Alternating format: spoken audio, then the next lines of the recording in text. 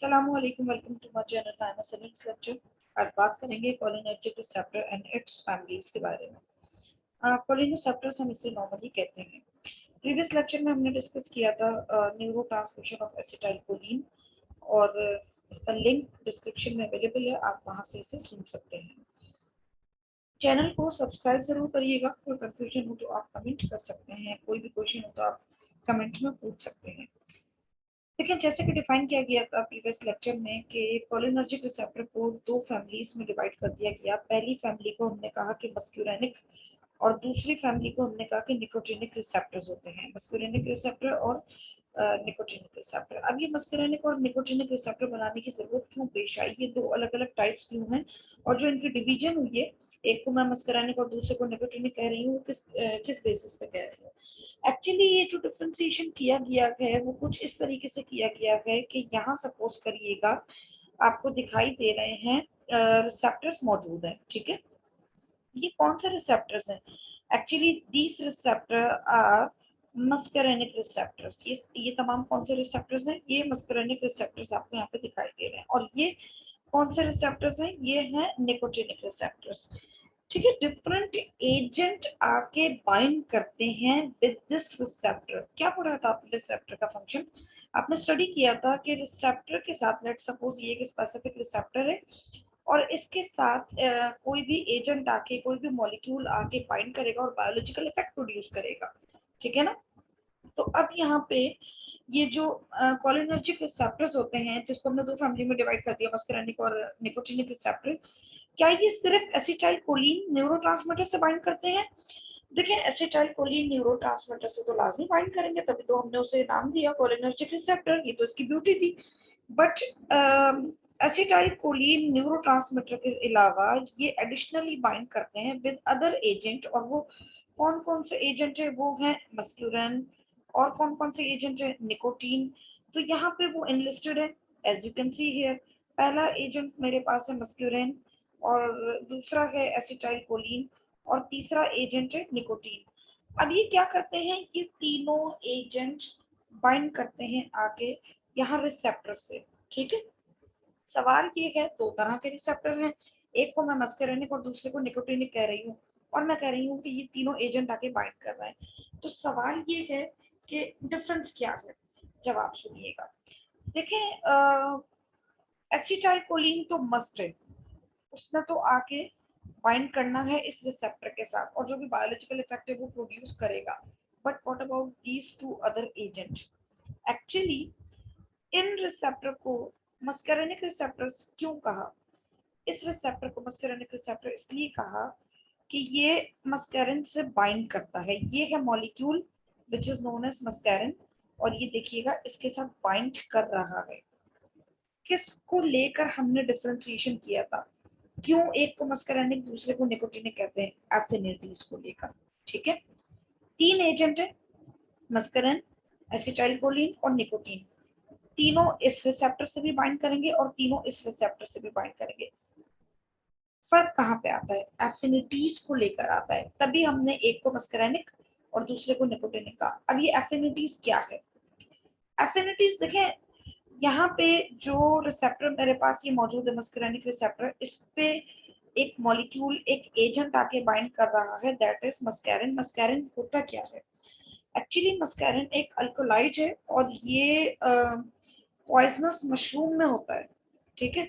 और अगर इसे ले लिया जाए, इनटेक कर लिया जाए, तो ये जाकर इस रिसेप्टर से बाइंड करेगा, मस्करेनिक रिसेप्टर से, और इसकी जो एफिनिटी होगी वो बहुत ही ज्यादा स्ट्रॉन्ग होगी, ठीक है। तो क्योंकि मस्करिन मॉलिक्यूल की मस्करेनिक रिसेप्टर के साथ एफिनिटी बहुत ज्यादा स्ट्रॉन्ग होती है, that's why name given to this receptor is muscarinic receptor, ठीक है। बहुत ज्यादा स्ट्रॉन्ग एफिनिटी के साथ वो इस फर्स्ट मॉलिक्यूल के साथ बाइंड कर रहा है, हाई एफिनिटी। उससे लो एफिनिटी जो मॉडरेट है, वो किसके साथ है? एसिटाइलकोलिन। इतनी कम नहीं है कि मैं लो बोलूं, बट एज कंपेयर टू मस्कैरिन, यहाँ पे जो एसिटाइलकोलिन, ये है एसिटाइलकोलिन मॉलिक्यूल। अब ये जो इस रिसेप्टर के साथ अगर बाइंड करेगा तो इसकी तरह नहीं करेगा, मस्कैरिन की तरह नहीं करेगा, वो तो बहुत स्ट्रॉन्ग एफिनिटी के साथ बाइंड हुआ है। यहाँ पे ये मॉडरेट एफिनिटी के साथ बाइंड होगा, ठीक है। तो सेकंड रैंक इसको मैंने दे दिया। Now next we have nicotine molecule. अब ये एक और एजेंट है, निकोटीन है, और ये एक ऐसी ड्रग होती है जो कि एक्ट करती है एज स्टिमुलेंट।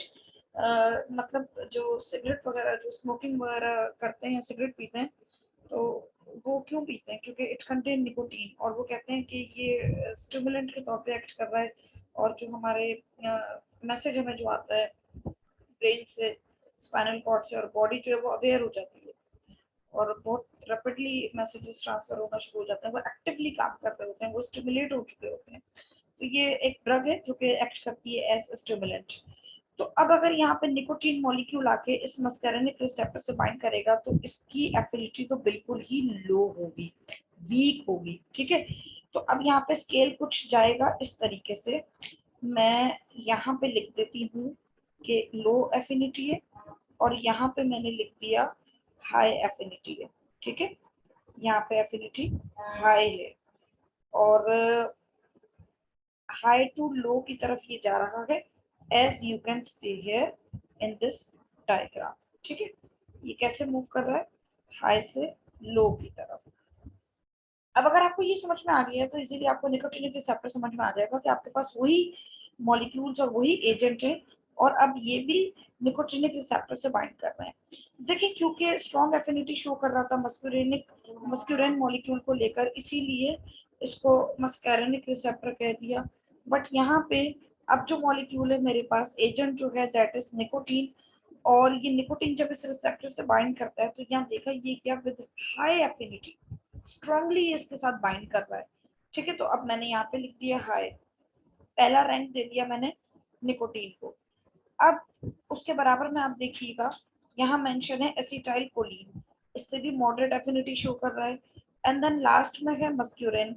अब मस्क्यूरिन के साथ क्या हो रहा है, यहाँ पे बहुत ही लो एफिनिटी है, वीक है मस्क्यूरिन को लेकर, ठीक है।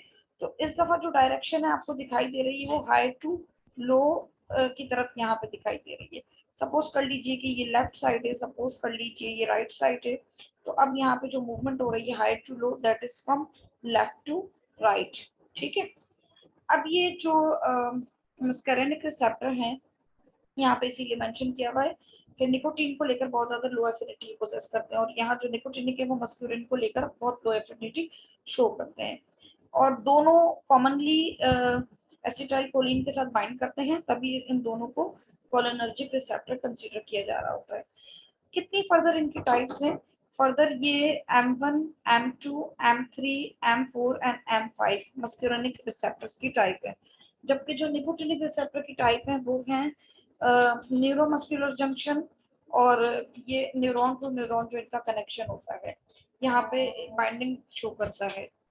आगे चलते हैं, अब इनकी लोकेशन की बात करते हैं कि ये जो मस्कुलिनिक रिसेप्टर है ये कहाँ पे मौजूद होते हैं, इन बॉडी के किस किस पार्ट में, स्ट्रक्चर्स में ये पाए जा रहे होते हैं।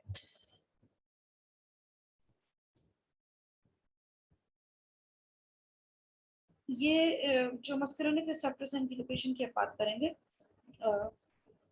देखिएगा, मैंने बताया कि 5 टाइप होती हैं, M1, M2, M3, M4, M5। इसमें से जो M4 एंड M5 है अभी तक वो इतना ज्यादा फंक्शनली करेक्टराइज नहीं है as compare to M1, M2 and M3। M1 receptors कहाँ पे होते हैं? M1 रिसेप्टर्स ज्यादातर पाए जाते हैं गैस्ट्रिक साइट पे ना, पैराइटल सेल्स वगैरह पे ये पाए जा रहे होते हैं। वैसे तो ओवरऑल ये जो मस्कुलिनिक रिसेप्टर हैं ये पाए जाते हैं ganglia of the peripheral nervous system, इसके अलावा ऑटोनॉमिक इफेक्टर ऑर्गन्स में ये पाए जा रहे होते हैं। अब उन ऑटोनॉमिक इफेक्टर ऑर्गन्स को मैं यहाँ डिफाइन कर रही हूँ। जैसे कि बताया कि M1 रिसेप्टर लोकेटेड हैं गैस्ट्रिक साइट पे, स्पेशली ऑन पैराइटल सेल। इसके अलावा जो M2 हैं वो पाए जाते हैं कार्डिक एंड स्मूथ मसल्स में, कार्डिक मसल्स और स्मूथ मसल्स यहाँ पे आ गए। इसके अलावा जो M3 हैं वो पाए जा रहे होते हैं यूरिनरी ब्लैडर पे। एक्सोक्राइन ग्लैंड की बात अगर हम करें उसमें दो तरह के आ जाते हैं, स्वेट ग्लैंड आ जाता है हमारे पास, और इसके अलावा स्लाइवरी ग्लैंड आ जाते हैं, दोनों एग्जाम्पल हैं एक्सोक्राइन ग्लैंड की। फिर जो स्मूथ मसल्स हमारे पास फर्दर होते हैं वहां पे भी ये M3 टाइप पाई जा रही होती है। अगर आपने थोड़ा सा स्टडी किया हो सिंपैथेटिक और पैरासिम्पैथेटिक नर्वस सिस्टम को, तो ये उसी को आगे लीड करेगा, जो कि हम कवर करेंगे नेक्स्ट लेक्चर में। Thank you so much for listening me. Channel को सब्सक्राइब जरूर करिएगा।